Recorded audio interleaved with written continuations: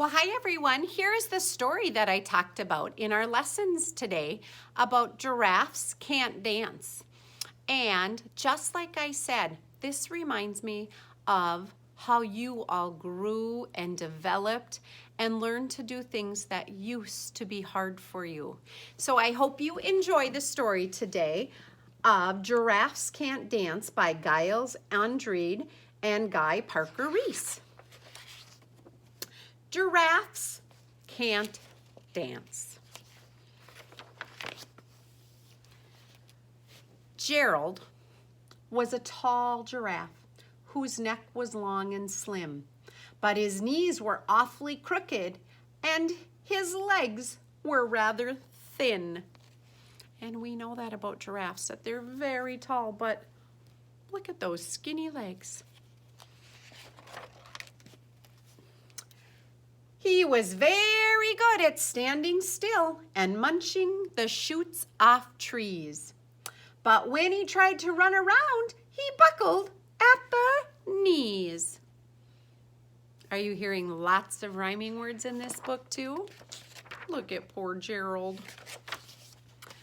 Now, every year in Africa, that's where giraffes live in their native land is Africa. You might see them in a zoo, but they are not native to the United States. Every year in Africa, they hold the jungle dance where every single animal turns up to skip and prance. And this year, when the day arrived, poor Gerald felt so bad. Because when it came to dancing, he was really, really bad. The warthogs started waltzing, which is a type of dance, and the rhinos rock and roll. The lions danced the tango. That was elegant and bold. Look at those lions. The chimps all did the cha-cha with a very Latin feel, and the 8 baboons then teamed up for a splendid Scottish reel. So all these are different types of dance moves. The Scottish reel. Gerald swallowed bravely as he walked toward the floor. But the lions saw him coming, and they soon began to roar. "Hey, look at clumsy Gerald!" the animals all sneered. "Giraffes can't dance, you silly fool." "Oh, Gerald, you're so weird." Boy, that is not nice talk, is it?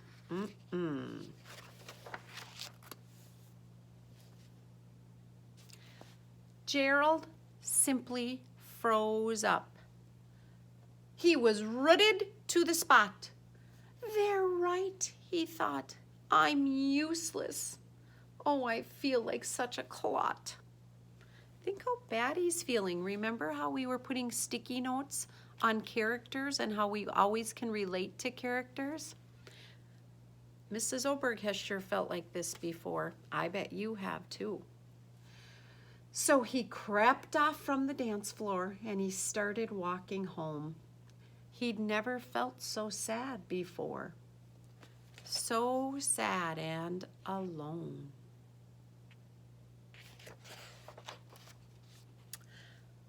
Then he found a little clearing and he looked up at the sky. "The moon can be so beautiful," he whispered with a sigh.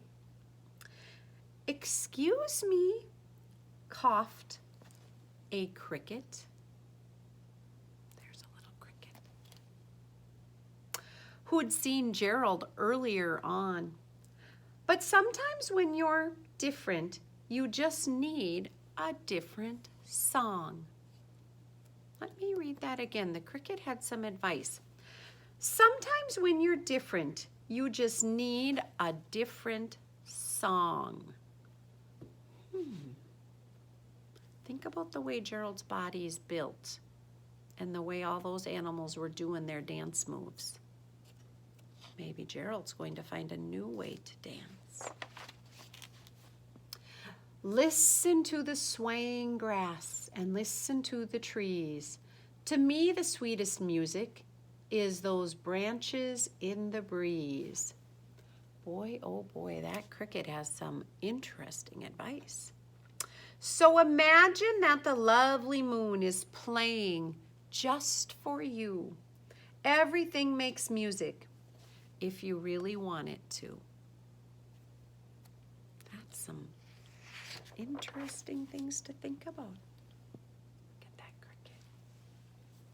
With that, the cricket smiled and picked up his violin.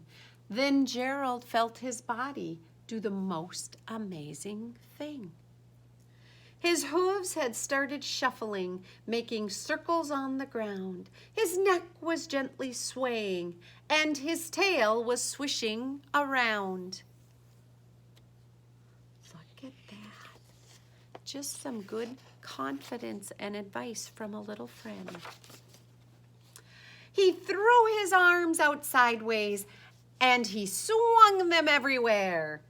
Then he did a backward somersault and leapt into the air.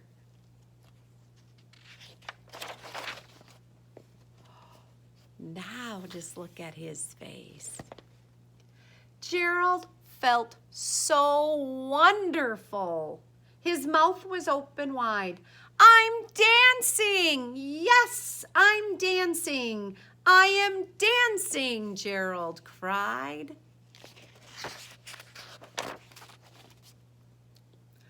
Then, one by one, each animal who'd been there at the dance arrived while Gerald boogied on and watched him quite entranced, which means entranced is like this.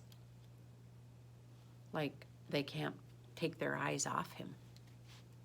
They shouted, "It's a miracle! We must be in a dream. Gerald's the best dancer that we've ever seen." What do you think made Gerald be such a good dancer? Did his body change? He still has long, skinny legs and a tall, tall neck. What do you think? How did you learn to dance like that? Please, Gerald, tell us how. But Gerald simply twirled around and finished with a bow.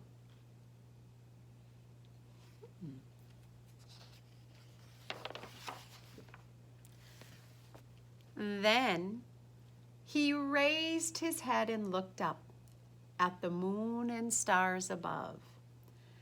"We all can dance," he said, "when we find music that we love."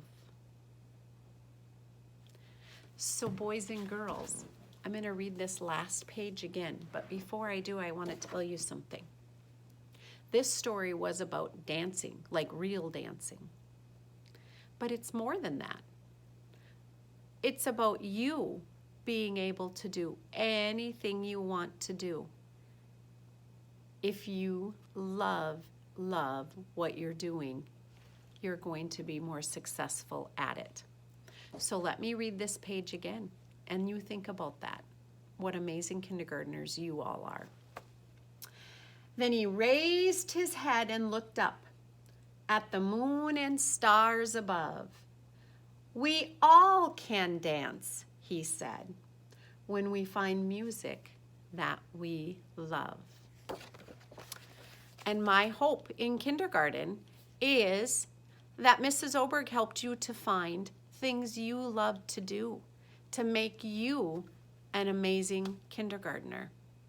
Some of you loved the blocks. Some of you loved the paint. Some of you loved all my messy art, the glurch, the Play-Doh, all the collage things. Some of you loved puzzles. Whatever you found to do, I want to be part of helping you be a great dancer. Thanks for listening.